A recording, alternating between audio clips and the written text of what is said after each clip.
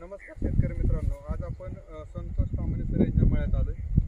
Santosh sir आणि आम्ही जवळपास 15 वर्ष झालं एकत्र आहोत आणि डाळिंबाची शेती पूर्वीपासून करतोय।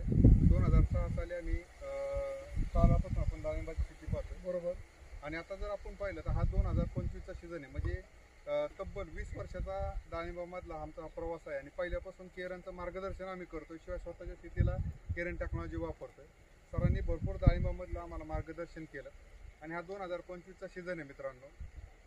जसं आपण म्हणत असतो की आपण स्वतःही काही प्रयोग केले पाहिजे, तसं सरांनी स्वतःच्या त्यांच्या डाळिंबामध्ये केरन टेक्नॉलॉजीला घेऊन चांगले प्रयोग केले आणि याचा परिणाम जर आज आपण पाहिलं तर सर ह्या 2025मध्ये मे पासून आज पाऊस चालू आहे आणि पावसामध्ये आज मार्केटमध्ये जर परिस्थिती पाहिली तर कुजवा, डांबऱ्या, त्याचबरोबर तेल्या याच्यामुळे भरपूर साऱ्या बागा डॅमेज झाल्या।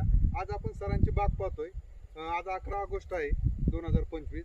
तर या ठिकाणी एकदम चांगली क्वालिटी बनलेली आहे, साईज बनलेली आहे प्लॉटमध्ये आणि कलर पण चांगला आलेला आहे।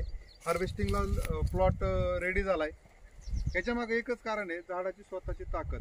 आणि झाडाची स्वतःची ताकद ही फक्त मातीव काम केल्यामुळेच वाढू शकते आणि याच्यामध्ये बॉस आणि रॅपिडॉनचा रोल खूप महत्त्वाचा आहे।